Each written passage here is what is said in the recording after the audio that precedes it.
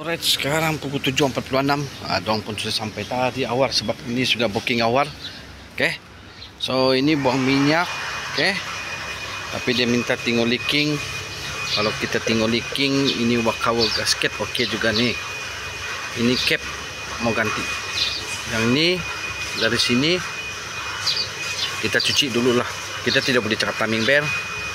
Okay. Kita tidak boleh cakap cover semua dari atas. Okay. So ini copper washer kita kena tukar deh, copper washer.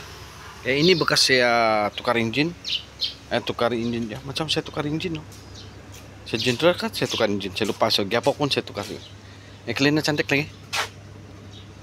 Boleh tengok bulan. Ada nampak garisan. Nampak? Okey, boleh. Nampak. Nanti cuci sampai di bawah lah. Leaking kita tidak boleh cakap pasal timing bell nih.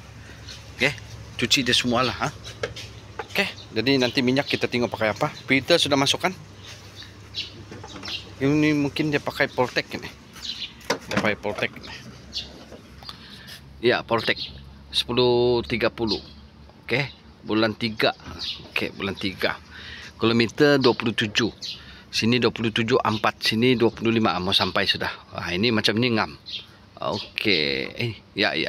Alright.